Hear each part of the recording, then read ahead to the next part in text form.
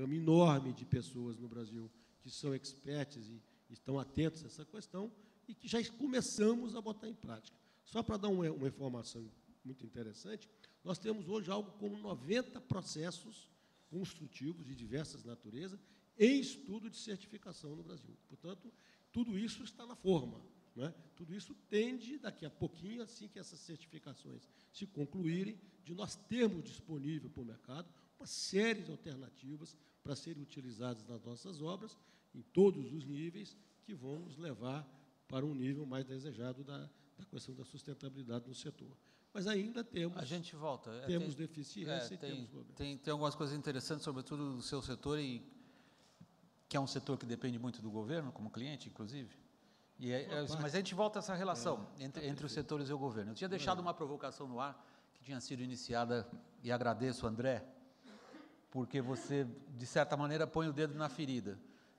Um problema que já apareceu na discussão dessa manhã, e que não chega a ser necessariamente novo, mas ele está ressuscitado num período de crise, e num período difícil para todo mundo, que é o que você levantou.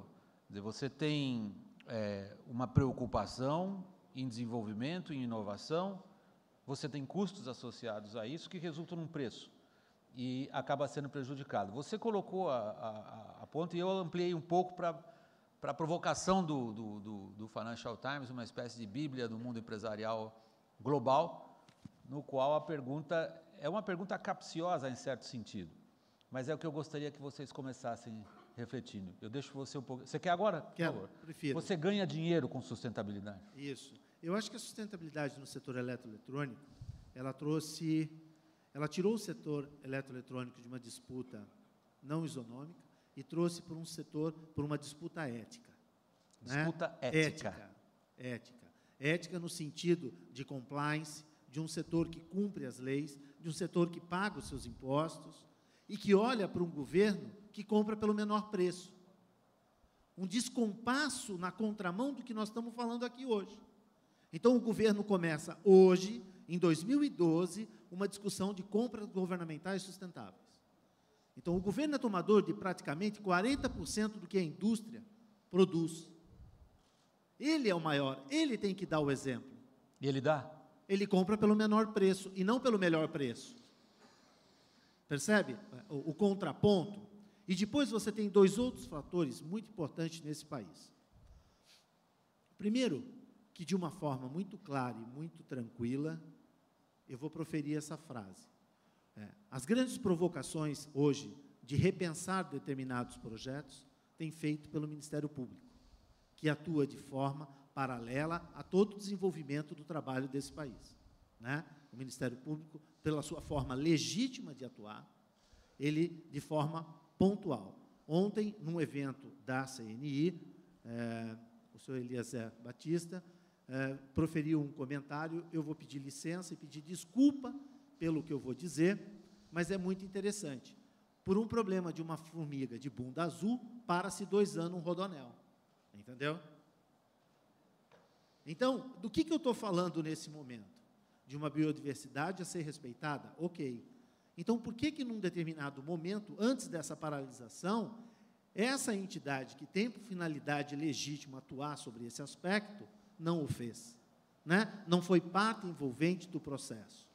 Muitos amigos da indústria aqui vão depois brigar comigo porque eu trouxe o Ministério Público nessa discussão, mas ele é uma parte integrante e ele deveria ser consultado. O segundo aspecto é que, quando eu falo que o governo deve hoje começar a puxar o tom dessa discussão e de comprar os produtos sustentáveis, porque é muito fácil ter um discurso de sustentabilidade, é muito fácil. Agora, na hora que você compra pelo menor preço e despreza toda a tecnologia embarcada num produto para dar preferência para quem tem o menor componente preço, desculpa, a conversa muda de tom. E o outro detalhe é o legislativo, que prolifera nesse país, que é talvez o último tema que você vai abordar, que é o assunto da publicação da Política Nacional de Resíduos Sólidos, mas eu também agora, eu provoco, né, no sentido de dizer, pensa sobre isso, porque o legislativo, ele entendeu que por trás da sustentabilidade tem uma oportunidade política de se posicionar com a sociedade. Então, prolifera nesse país, em mais de 5.565 municípios, projetos de lei tentando disciplinar a responsabilidade no pós-consumo do eletroeletrônico. E ninguém toma uma atitude. Nessa hora que o Ministério Público devia interceder e dizer, para um pouquinho, legislativo, vamos discutir um regramento nacional e vamos aplicar a cada uma das particularidades por região nesse país, porque eu acho que determinadas atividades em cima de biomas diferentes têm impactos diferentes, então nós temos que ter uma tratativa diferenciada, e isso não acontece. Então, nós, na BINE, ficamos que nem maluco, tentando apagar incêndios e tentando propor modelos de logística reversa no Brasil como um todo. André, em resumo, o que você está dizendo é o seguinte: falta consciência por parte do governo, onde falta consciência das questões de sustentabilidade, sobra burocracia e over-regulation, um excesso de burocracia, e ainda por cima, o ativismo do Ministério Público nem sempre é afinado com nenhum dos outros setores, muito menos ainda com o Legislativo, que vê nessas questões muito mais o oportunismo político eleitoreiro do que as questões de longo prazo que vocês abordam e que esse trabalho todo nesse dia aqui aborda. Insistiu-se aqui o tempo inteiro, a própria ministra hoje aqui dizendo, quando ela criticou a miopia ambiental, eu não sei se ela está falando do Ministério Público, é claro que não, ela falava do adversário mais fácil, no caso, que são os ecochatos, que, digamos, querem fazer com que o mundo volte a uma utopia, eles têm pouca, digamos, capacidade de gerar o tipo de problema que você está levantando. Como é que é para você, Alessandra, esse quadro que o André acabou de levantar? Nós estamos chegando diretamente na relação governo-empresa privada. Eu vou ir um pouquinho antes para chegar aí.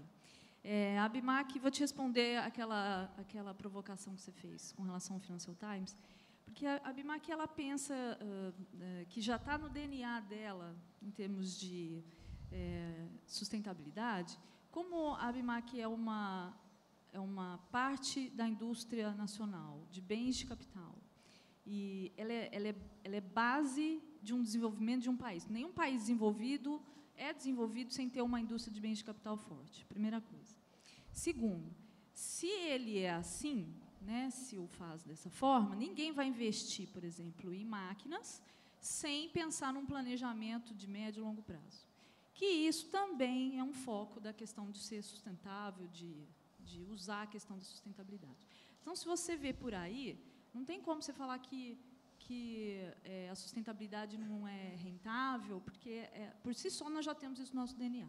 Nós somos, sim.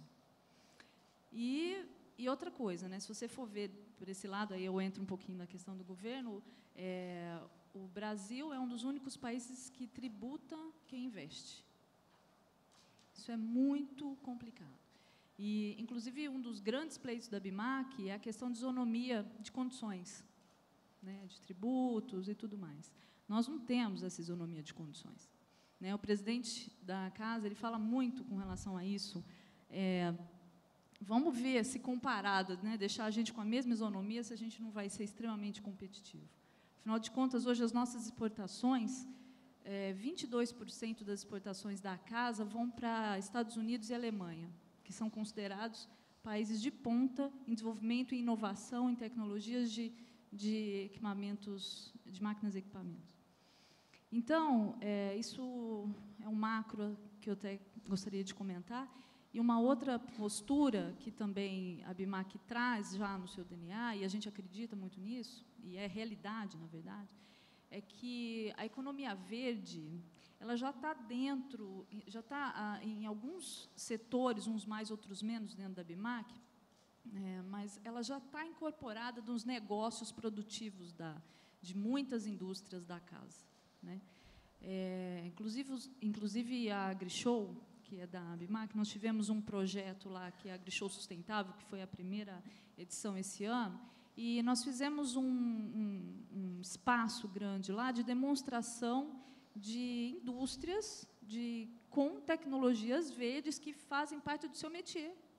Elas vivem de ter processos ou produtos sustentáveis, que, na verdade, é a base delas de rentabilidade. Então, que já é Eu vou dar um pulo e voltar ao Paulo. A questão. Aliás, eu queria dizer a vocês o seguinte: isso aqui não tem regra. Vocês peguem o microfone e falem a hora que quiserem. Não precisa ficar esperando eu passar a palavra. Estão todos super bem comportados ali. Não, de vez em quando, já ia tomar a palavra. Quando eu sou obrigado a tirar um ou outro da posição de privilegiado espectador. Não, Paulo, você tem o seu setor, perdão. Estou falando você aqui como partícula impessoal C. O setor que você representa aqui nessa roda tem o governo, tem o poder público como principal cliente, isso não é novidade para ninguém. Esse principal cliente, na sua visão, ele é um indutor de políticas que se poderiam elogiar como adequadas do ponto de vista da sustentabilidade, ou, como o André se queixa, ao contrário, fala coisas bonitas, mas compra pelo menor preço, e eu que faço coisas bonitas por um preço mais alto, acabo perdendo. Perfeito. É uma ótima oportunidade para explicar o setor. Eu diria até mais, viu, Olha? Veja bem, nós ainda vivemos numa sociedade muito informal, que é inimiga da sustentabilidade. Informal. O nosso setor, então, ele tem um nível de informalidade que é assustador. Isso é absolutamente incompatível com sustentabilidade. Então, isso não é um defeito, é uma realidade da nossa economia. As regras, as leis, as normas, nada disso hoje favorece a sustentabilidade do setor, né? O governo é um grande cliente nosso, 40%, um pouco mais das nossas obras tem o governo como cliente, e ele não exerce o seu poder de compra induzindo para a sustentabilidade. Ao contrário, isso que o André falou é perfeito no nosso setor. Não adianta você apresentar um projeto numa licitação que é inovadora e que incorpora temas da sustentabilidade, se seu preço não for menor, você não leva. Isso não é ainda, é uma luta que nós estamos tendo, inclusive é um dos itens do nosso programa de inovação tecnológica. Passa obrigatoriamente pela participação do governo no estímulo, na indução de uma economia no setor que seja sustentável. Isso eu não estou falando de burocracia, não estou falando de custo tributário, nada disso. A legislação tributária, ao contrário, ela te inibe de avançar na sustentabilidade. Você tem coisas lá que nós estamos tentando modificar, né, que não induz, não favorece a empresa a pensar nessas coisas. Agora, isso é parte do processo. Na verdade, nós temos toda uma gama de regras, de aprovações de projetos, de aprovação ambiental, de regras municipais de código de obra. É uma loucura esse país. Nada disso converge para você ter ambiente favorável para desenvolver a sustentabilidade. Agora, isso é parte do desafio. Isso vem de décadas. Então, nós temos que trabalhar todos esses itens para encontrar um ambiente que seja mais favorável para desenvolver a construção sustentável. Na área imobiliária, que depende menos de governo, que é tem um pouco mais de independência do ponto de vista de mercado, você já encontra muito mais avanços. Até porque o consumidor, em determinado nível, ele já começa a ter algumas exigências do ponto de vista da sustentabilidade. E, como eu disse atrás, a indústria da construção, na sua macroindústria, ela já começa a desenvolver produtos que visam uma melhor economia de energia, uma melhor economia de água, a questão de redução dramática da emissão de gases de efeito estufa, vidros com características importantes, tinta com características. Então, você já tem produtos que te ajudam bastante na busca desse produto. E a sociedade já está começando a ficar atenta. Desculpe. Eu vou passar a palavra a você, Carlos, mas antes, tentar estabelecer com vocês, a audiência e eles, essa, digamos, seria na bula de remédio o tal famoso disclaimer. A questão aqui não é simplesmente malhar o governo por malhar.